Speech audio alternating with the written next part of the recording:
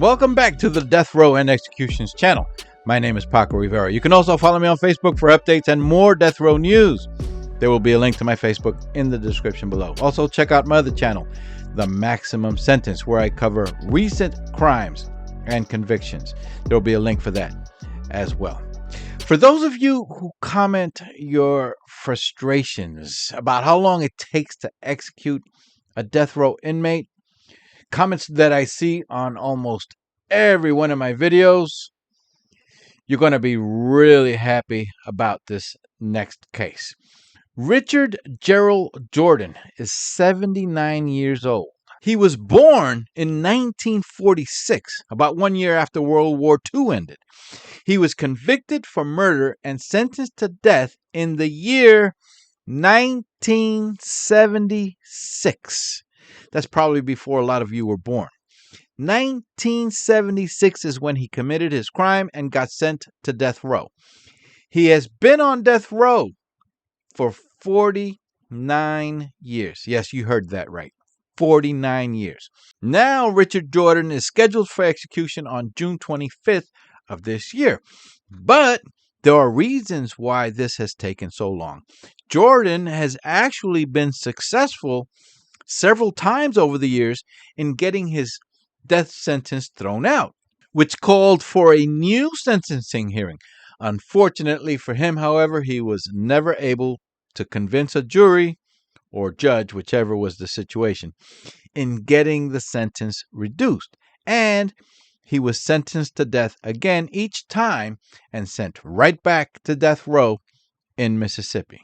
The case I'm going to tell you about today sounds a lot like the type of stories that you might see in movies, especially if you're an old-timer like me and enjoy those old black and white movies. It's also the type of case that was possible in the year 1976, but would be nearly impossible to accomplish today. Because if you kidnap someone in this day and age and start using a telephone to call the family for ransom money, with forensics so advanced now, you're done the moment you use that phone. In 1976, Edwina Marter was 34 years old. She was a stay-at-home mom with two young boys, one aged 9 and the youngest boy was 3.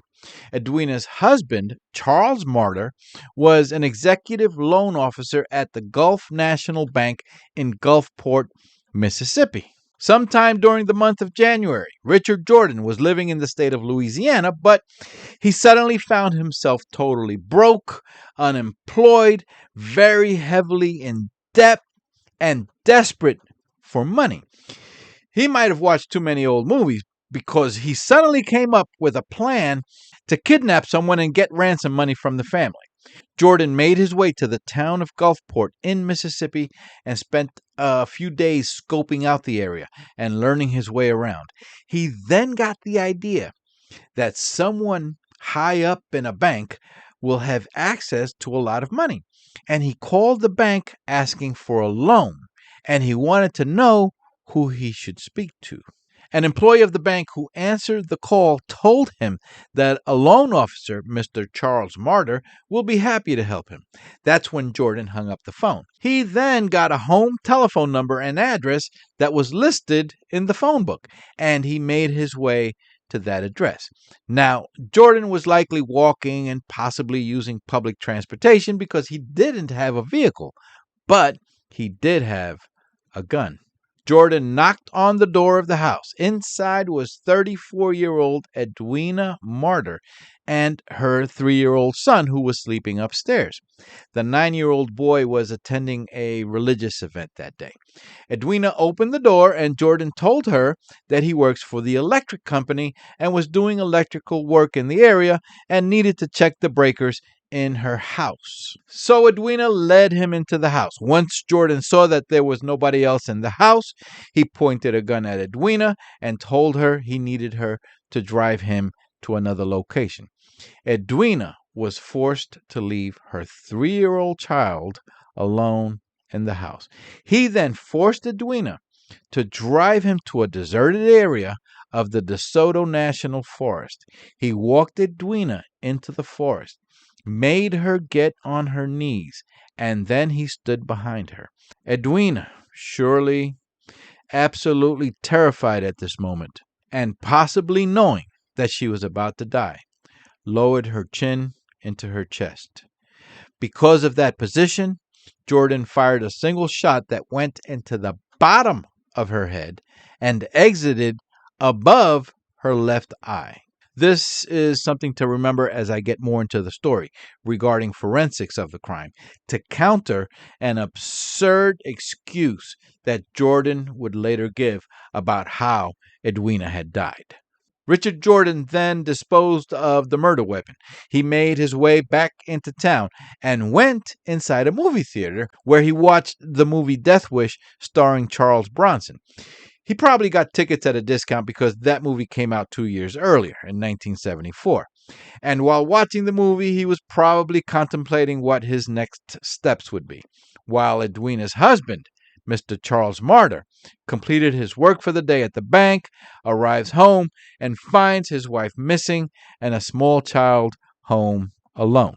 Jordan waited until the following day to make his phone call.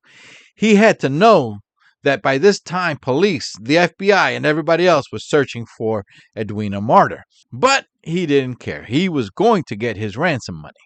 He called the house and spoke to Charles Marter, a call that was recorded by the FBI and later played at his trials.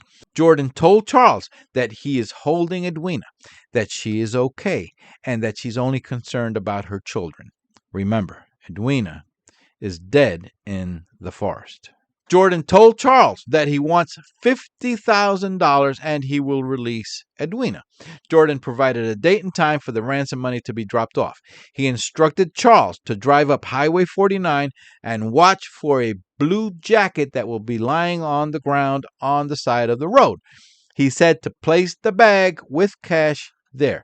He told Charles that if any police are with him, that Edwina will die.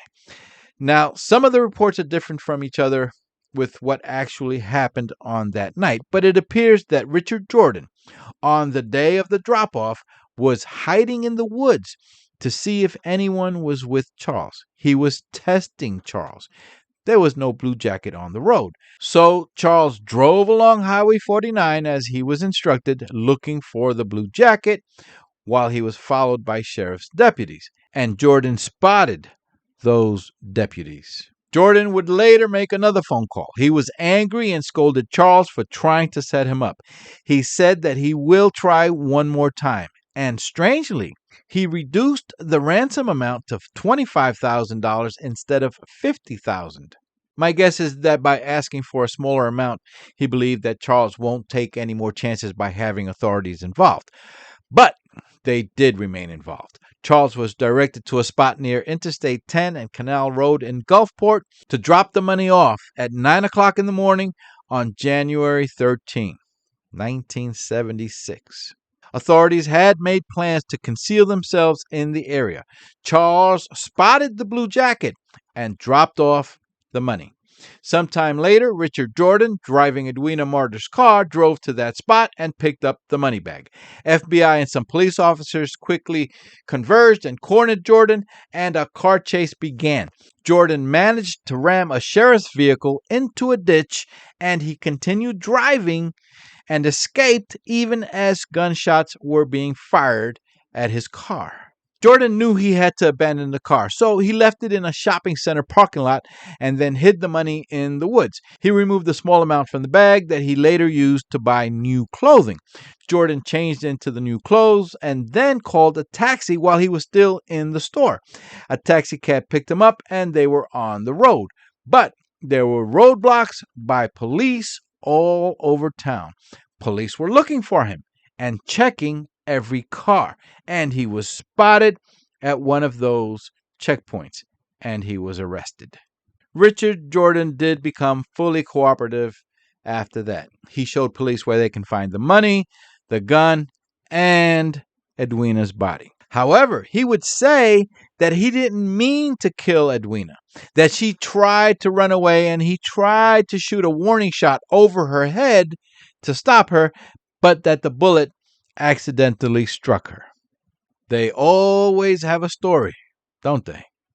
As I said before, forensics, scientific proof at Edwina's autopsy showed that she was on her knees looking down at the ground when that shot was fired. That crime happened 49 years ago, and Richard Jordan is set to be put to death for that crime this year in June in Mississippi. In the year 1958, shortly after getting her high school diploma from East Jefferson High School in Mississippi, Edwina DeGruy married Charles Chuck Marter, and they had 2 sons.